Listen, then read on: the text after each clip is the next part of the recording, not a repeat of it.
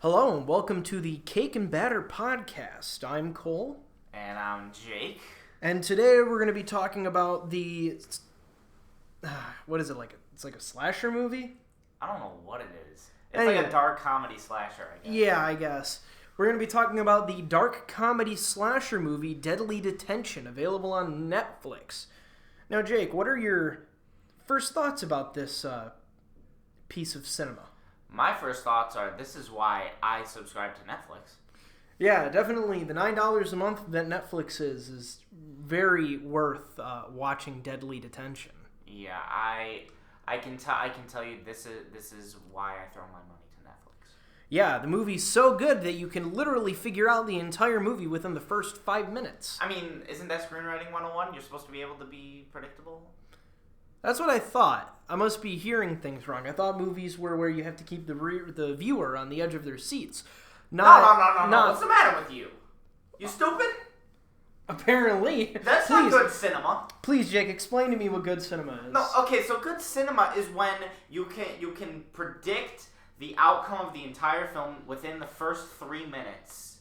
Or, even better yet, you know what's even better? When you can predict it just by the opening credits and the music. That's good cinema. And that will make Deadly Detention the best movie this entire year because I literally called the killer within the opening credits. I hate to say so, but he did. I was an idiot, and when he said who the killer was, I said, "Nah, it can't be him. That's too easy." but it was. But apparently it is too easy.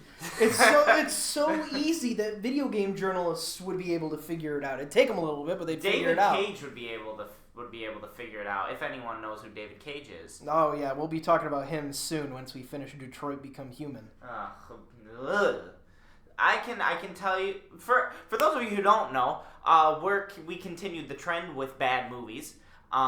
So when we sat down to watch Deadly Detention, we really hammed it up. We watched it on the big screen.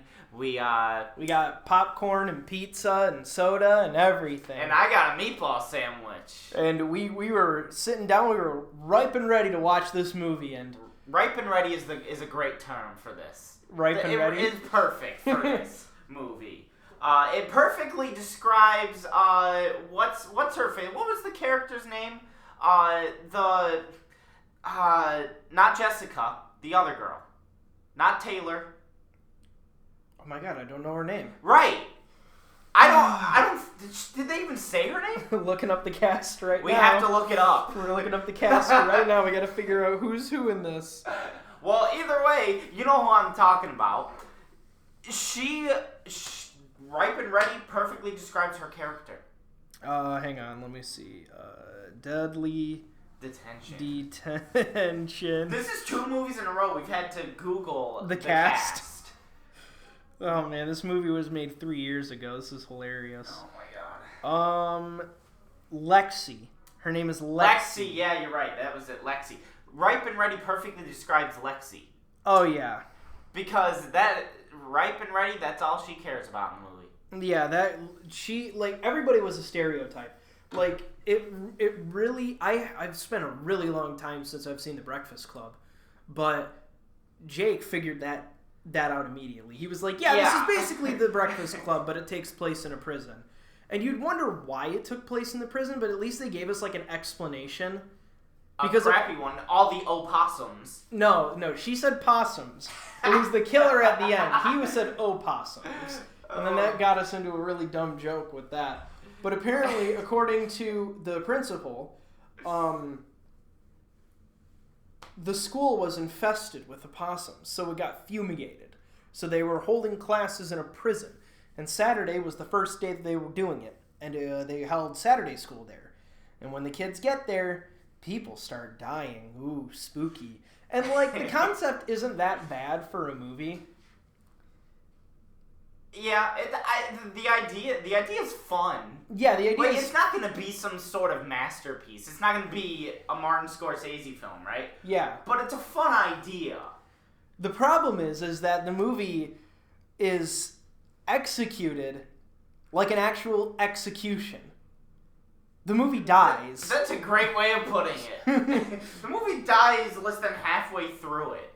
like, it's not that we lost interest. Oh, no, wait. We never had interest in the characters. My bad. Yeah. Cole kept saying to me, am I supposed to feel for these characters? Every time somebody got hurt, I'm like, am I supposed to care? I think you're supposed to, but I didn't. Yeah, and then, like, there was moments where, like, they had, like, heavy expositionary character development. Like, they forgot to write it into the first part of the movie. I mean, they that just was tried a to, given, like, but... they just tried to, like, gorge it, like, partway through. Like, there was a scene where Jessica, the sporty jock girl, and Kevin, this biblical guy, are chilling, like, they're hiding from this killer. And Kevin basically, like, makes a psychological profile of Jessica right then and there and, like, gives her the strength that she needs to carry on. When the killer's, like, supposedly right behind him, but he doesn't get there until the very end of the conversation and gives the characters enough time to hide behind a very thin wall. Yeah, to where he doesn't see them. He doesn't even look.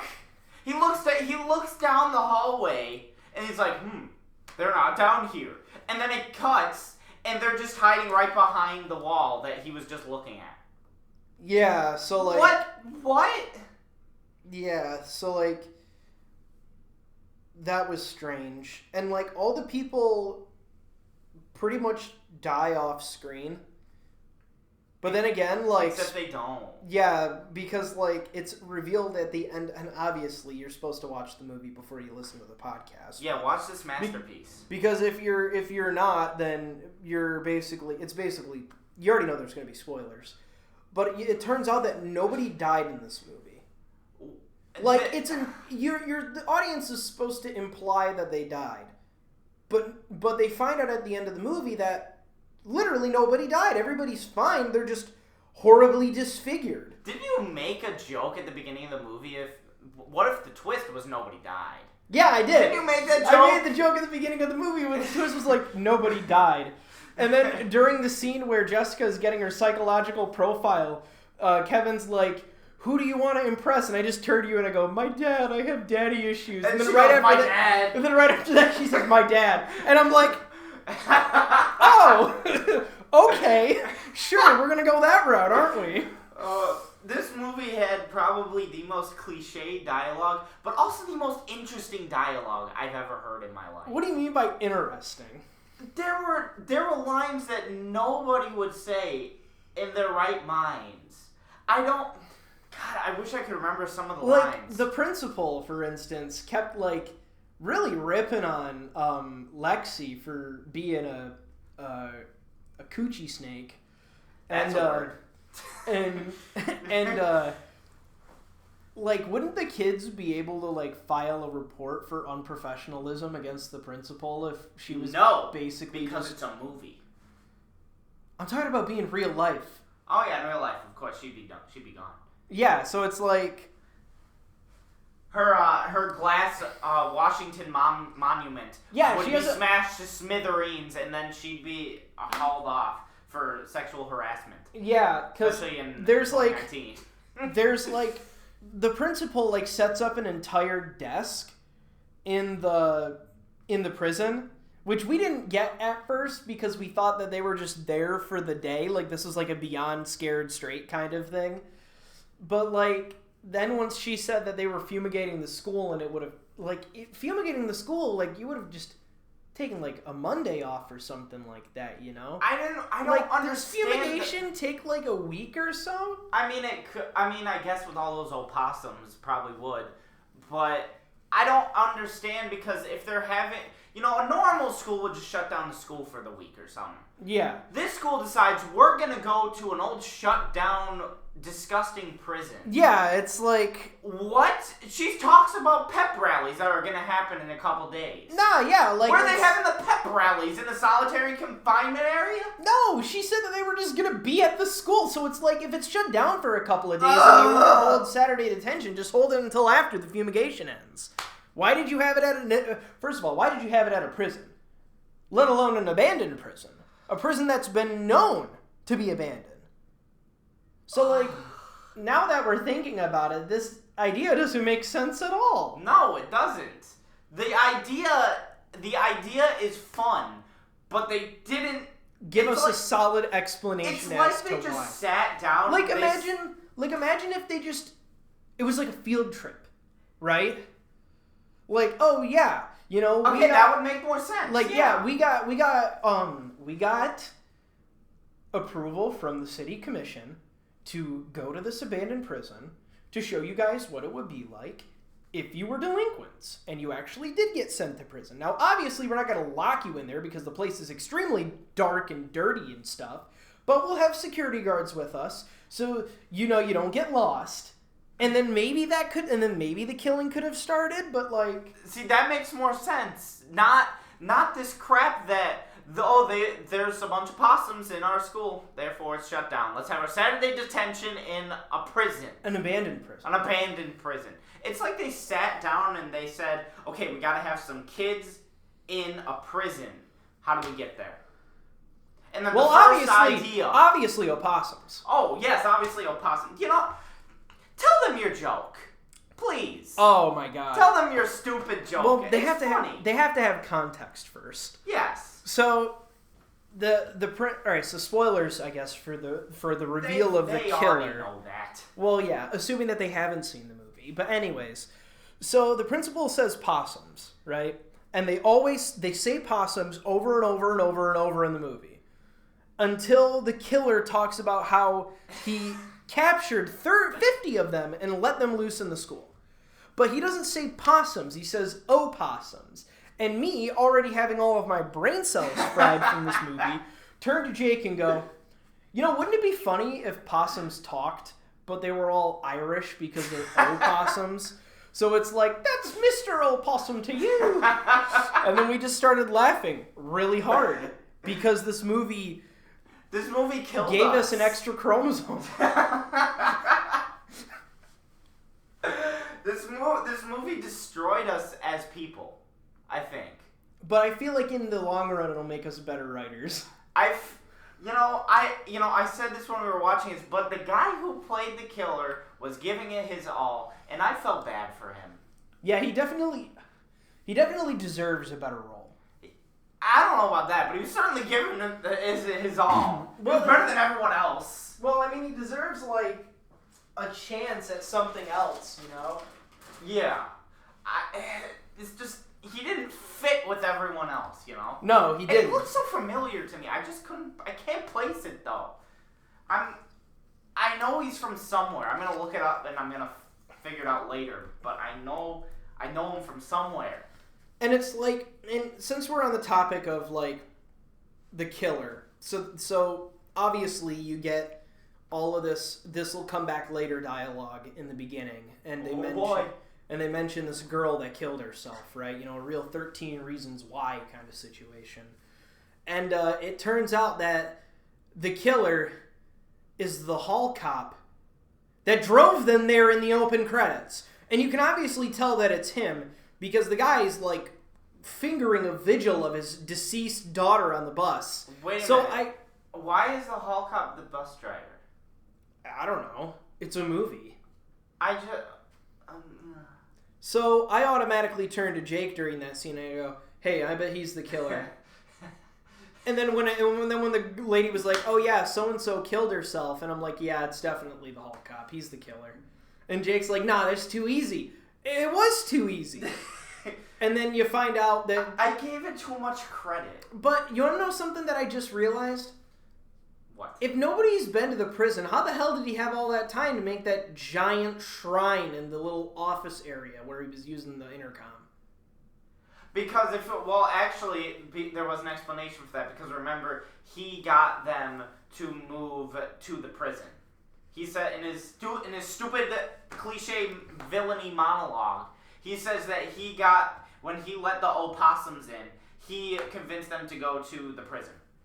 So was he just like hiding out in the prison the entire time with his little daughter shrine? I guess he made the little shrine as a piece of his little puzzle.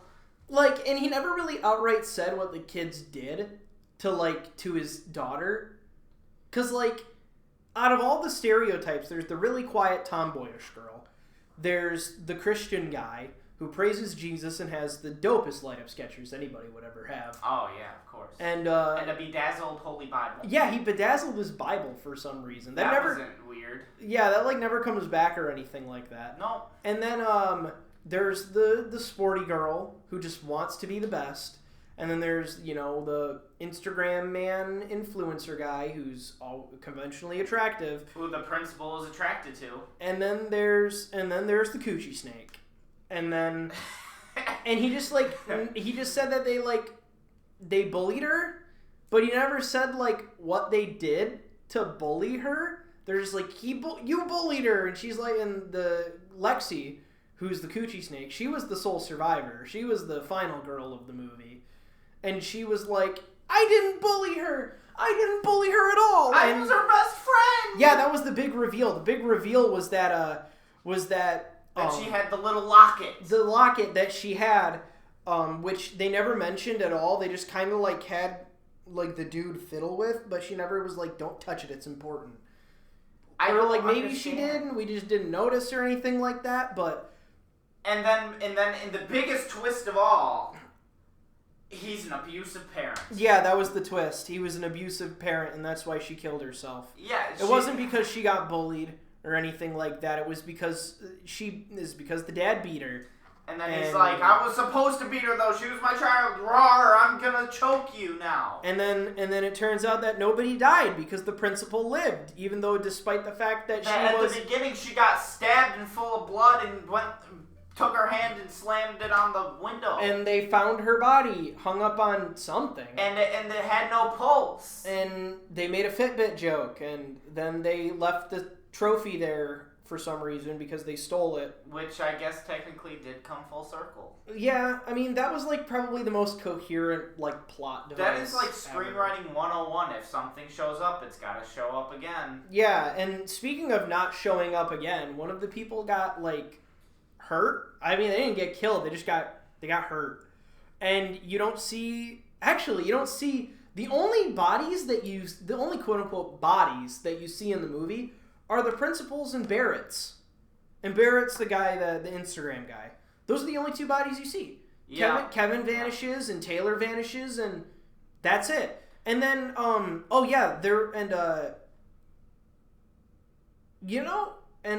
you know that Jessica probably actually should have died because her head got crushed in the cage door. It showed it get crushed too. But when you look at the shot, you can totally tell that she's closed. It's just closed. She's behind the door. They didn't have a dummy head or anything like that. It was just a far away enough shot where there was a little section of the screen where it showed where her head would have been, but the door is completely closed. There's no blood on it. You're just like, oh yeah, she's behind the door. So what did he do? Just let it squeeze her head and then pull her out or something? I guess. He didn't actually kill anybody. Nobody lived. Everybody got knocked out or poked or something like that. I just thought of something that we didn't think about in there. What? That we thought would come full circle. What? The whole Tarkovsky gun under the table. We gotta show it again. She puts Barrett's phone in her bra. Oh yeah, that never came in. Yeah, so the principal is getting all hot and bothered over Barrett in the beginning of the movie, and she drops the phone in her tits. She very clearly does. Yeah, you're supposed to see her do it. It's supposed to be something serious. It's gonna happen later because she could have just thrown it in the box. Yeah. But instead she goes like this, right? And she puts it in her boobs. Right. And like Lexi does. And you go, okay. That's gonna happen later. And also Lexi stole money from the principal, and that never came back either.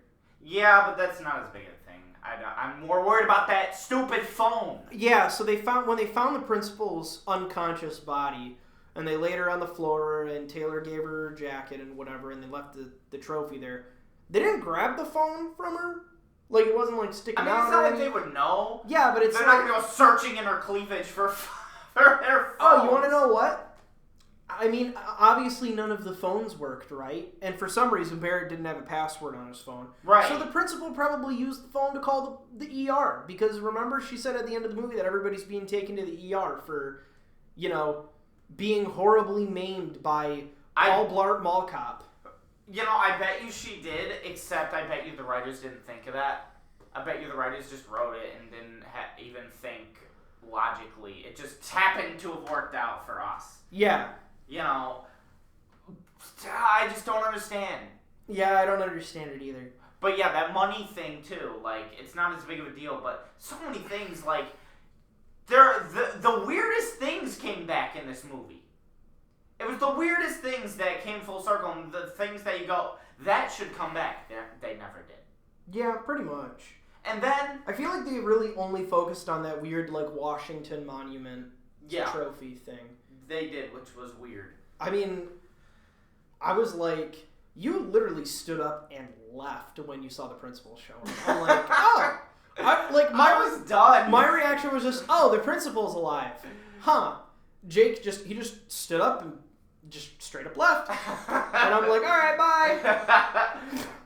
And then he tried to lock me out. I was still in the hallway, and I scared him half to death. You didn't scare me to death. You gave me a little startle, that's all. You screamed like a little girl. And that is true. I did not expect your just tall-ass body to freaking be there. I just turn around, and you're just, like, standing there, just like, I'm also here. And I'm like, ah!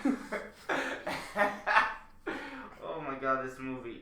Okay, can we please talk about how they're being chased by a killer, and then they stop to have sex? No, he wasn't chasing them, remember? The killer wasn't chasing them.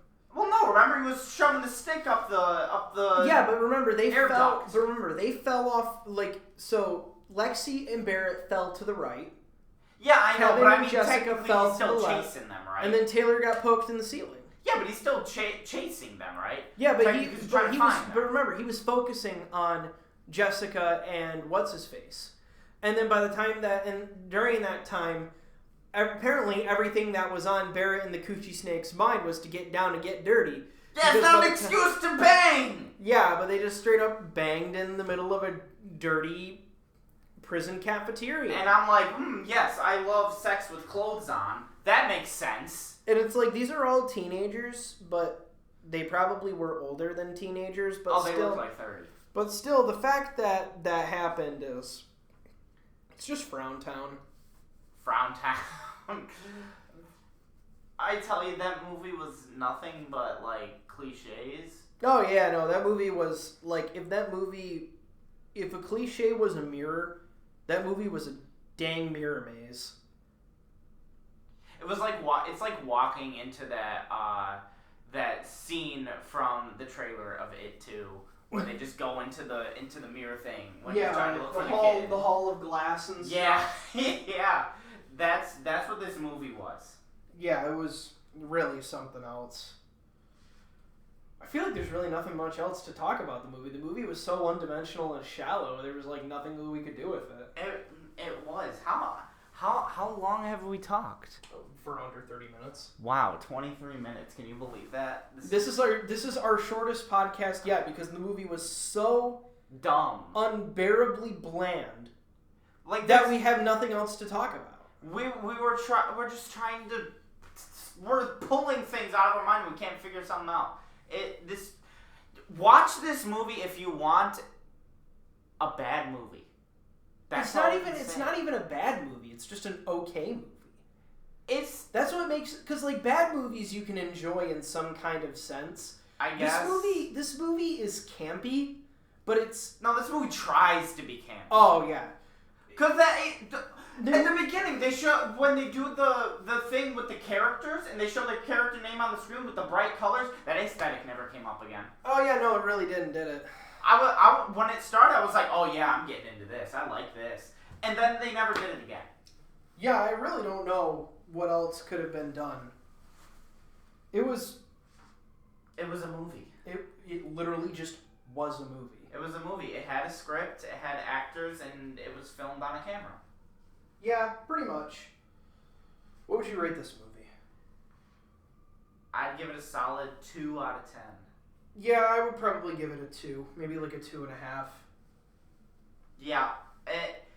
Give this one a watch with friends. Don't watch it by yourself. Yeah, this is definitely a movie to watch with friends. Something that you can really just kind of make fun of, you know? Maybe watch it with your pet opossum.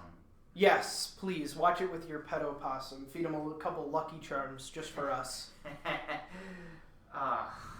Well, what do you want to watch next time, Jake?